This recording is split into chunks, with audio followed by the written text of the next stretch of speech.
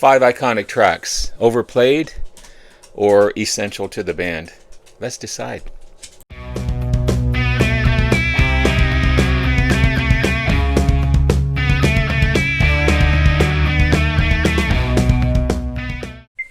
Good morning, everyone. It's Robert from On My Turntable. Hope you're having a great morning this morning. It is Wednesday morning. As always, a coffee kind of morning. Cheers, everyone. Hope everyone's doing well. Yes, as the intro said, this is going to be 5 iconic tracks that are either overplayed or essential. I'm going to let you decide. I'm going to lean towards the essential side of it, and I'll explain as I go through the video. But these are definitely overplayed songs. Before I get started, I was watching Phil Aston from Spin Magazine do a very, very similar video, and I'm not copying him whatsoever because his is a lot different. He was talking about 10 songs that he fell out of love with, basically, because they were overplayed. He skipped over them. He didn't like them. But now, as he's mellowed and aged like fine wine, I feel he's a cool guy. I love this guy. He's fallen back in love with these tracks, and he thinks they're essential to not only the albums, but to him personally.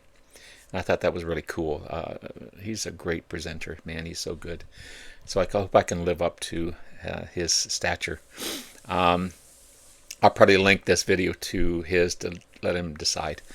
But again, there's a ton of overplayed songs out there. A ton. That's how classic rock radio became. Sometimes you hear these tracks multiple times a day. When I go to work, I hear the same song 5 times a day. It's enough to make me stop listening to classic rock radio. I don't listen to the radio anymore. I haven't chosen 10. I've chosen 5 songs from some of my most favorite albums to see if they were overplayed or essential to the band that the album that they appeared on. I'm going to tend to lean towards the essential side, and I'll explain as I go through this. The album that I did not include, or the band that I did not include, is anything from the Beatles. A, I would have been here all day, but B, I feel, even though, yes, they are overplayed songs, each track from the Beatles is essential to me and the lore of the Beatles. Every track is so important to the history of the Beatles. So I feel that as they may be overplayed throughout the history of their songs, they're still part of our lives. They're still important part of our lives. They're still, to me, the number one band that I have in my collection.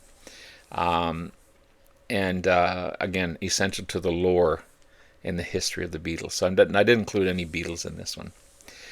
But my second favorite band and my most favorite album from Machine Head and Deep Purple, the overplayed song Smoke on the Water, that every kid that wanted a guitar was trying to learn in every record shop out there. And so much that that guitar stores would stop people from playing that. Also, the Led Zeppelin track, Stairway to Heaven, is another one that, please don't play that track anymore. I tried to learn this as well. That's how I got into this. This is one of my first albums. I wore out my first copy trying to learn it.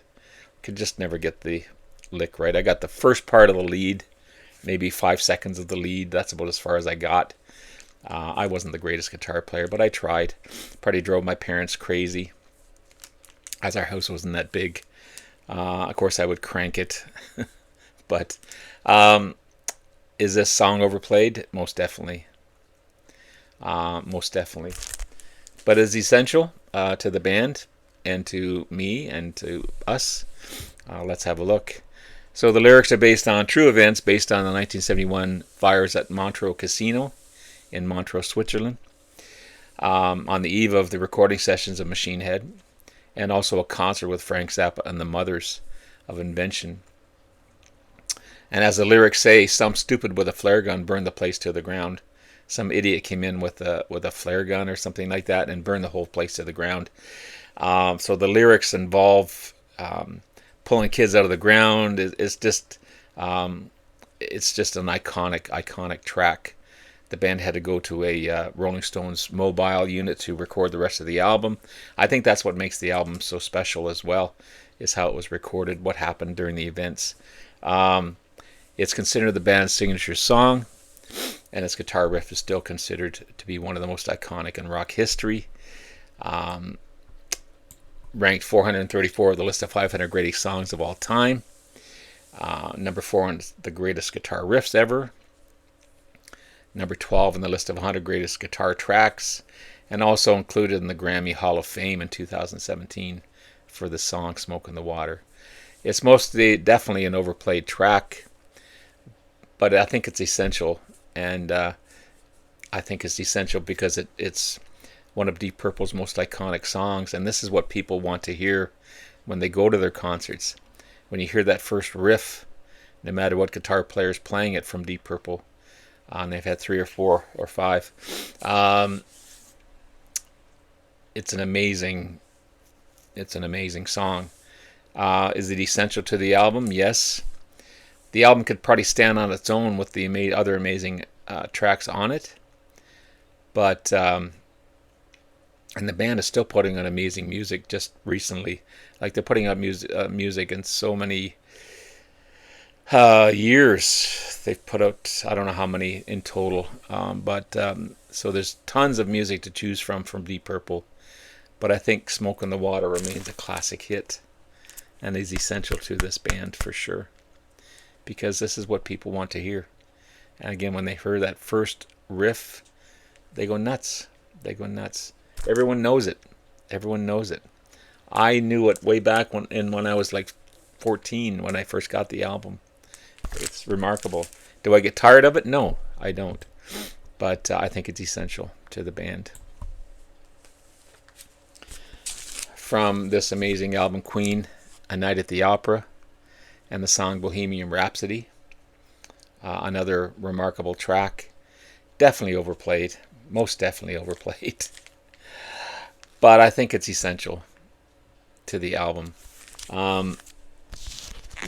It's a cool, iconic album.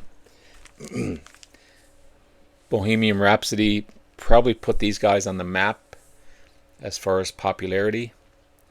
When you first hear the lyrics, is this the real life? Is this just fantasy? Caught in a landslide, no escape from reality. Open your eyes, look up to the skies and see. I'm just a poor boy, I need no sympathy. And you hear Freddie's voice on this one. You stop and listen. You still stop and listen.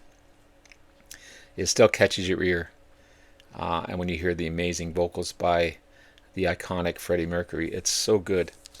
It's a 6-minute suite. There's no refraining chorus.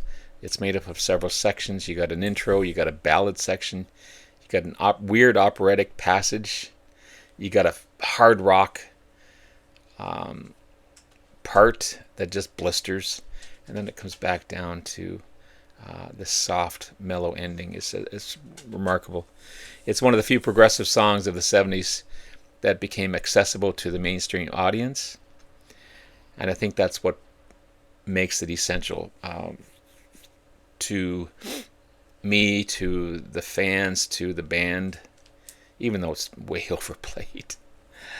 Regarded as one of the greatest songs of all time, and regarded as Queen's signature song, number 17 on Rolling Stone's 2021 list of the 500 greatest songs of all time.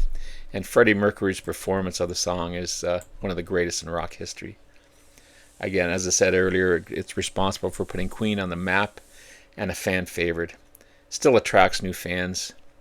And I watch a lot of reaction videos, and when they hear this, so they say for the first time, which I kind of find that hard to believe that they're hearing a song for the first time. But they are blown away by the performance, by the vocals, by the rockness, by that weird operatic section in the middle. But it's amazing. And it's definitely an essential song, an essential part of this album, for sure.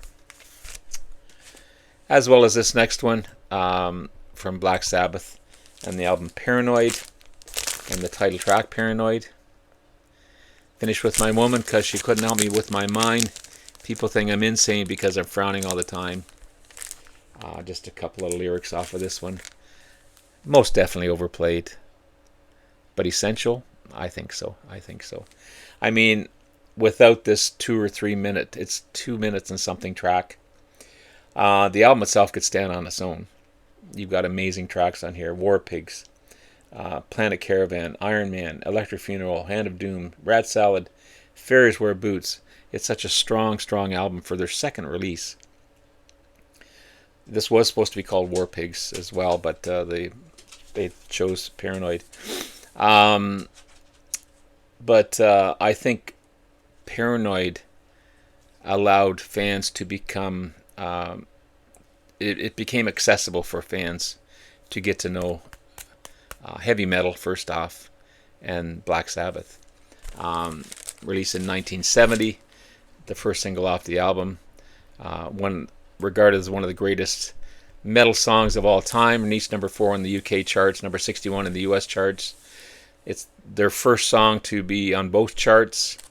You got crashing non-stop beats, heavy bass, drums combined with that amazing echoey vocal by Ozzy. The hot guitar licks by Tony Iommi. It goes on with a blistering pace. It just never lets up for that 2.5 minutes. The combination of the song itself and the popularity of the track became accessible for old and new fans of the band, which is still going on today. Even after the death of Ozzy, people want to know Black Sabbath, and they're still discovering Black Sabbath. When I hear this track, I don't turn it off. I think it's fantastic. I think because it blends well with the rest of the album. Rolling Stones ranked it 250 other 500 greatest songs of all time,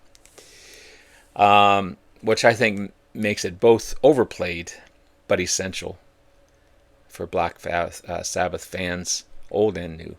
I think it's fantastic. Another one that's definitely overplayed is Money from Dark Side of the Moon by Pink Floyd. Definitely overplayed, but I think it's essential. That fits into the theme of the album. It opened side 2 of the album. Released as a single. Became the band's first hit in the US. The album itself explores themes of conflict, greed, time, death, and mental illness. And money fits in a lot with those themes. Especially greed and conflict. You can't take it with you. So you get time and death. People go mad over money. So it fits right into the theme of this album. Plus it's got an amazing solo on it as well. You got unusual 7/4 time signatures. That tape loop of money-related sound effects with a ringing cash register and the jingling of coins in the beginning. Those effects are timed right to the beat of the track. Roger Waters wrote this amazing song to express irony and the critique of the power of money and the capitalism of money in general. It was their first hit in the U.S., as I said. Also topped the charts in France and Australia. Overplayed, definitely. But an essential track, most definitely. It wouldn't be this album without that track, I feel. And finally, from this wonderful box set. I love this box set. Who Are You from The Who, and the title track, Who Are You. Released just before Keith Moon's death, the amazing drummer Keith Moon. Written by Pete Townsend. Is the title track to The Who's 8th album. Definitely overplayed, but I think essential to the band and to us. It's one of the biggest hits from the band in North America. Number 7 in the Canada, number 14 in the US. It's a band signature song of their live shows. The piano track is by Rod Argent of the Zombies and Argent, which is kind of cool. The lyrics of the track are actually inspired by real events when Pete Townsend, after drinking with Steve Jones and Paul Cook of the Sex Pistols, was found in a Soho doorway by a policeman who recognized him and said if he could go safely walk away, he would let him go, which is kind of cool that he wrote this iconic track based on real life. Regarded as one of the band's best songs, it's got this gentle chorus, but then you get this hard driving riffs by Pete Townsend, and Daltrey's vocals are gritty. Roger Daltrey's vocals are gritty. The band is tight. Keith Moon's drums are all over the top in such a good way. The instrumentation is powerful, and it kind of contrasts with the vocal hook of the chorus, which is really cool. But it's used in so many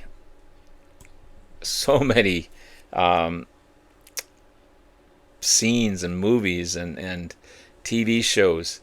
It was used in the psychedelic drama film Bad Timing in 1980, theatrical trailer for the action thriller film The Long Kiss Goodnight in 1996, the opening theme to CSI, Crime Scene Investigation TV show. I mean, you hear it constantly. If you watch those shows for 15 years, that show was on the air.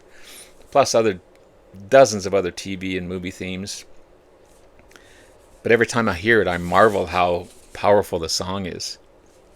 I think it's fantastic. I still do today. Just the lyrics and the powerful riffs and the piano playing and everything else involved in this one. Amazing, amazing. There you have 5 very overplayed songs, but essential to the bands that created them, wrote them, and played them. There you go, guys. Have yourself a great rest of the day. Love you all. We'll talk to you again soon. Bye now.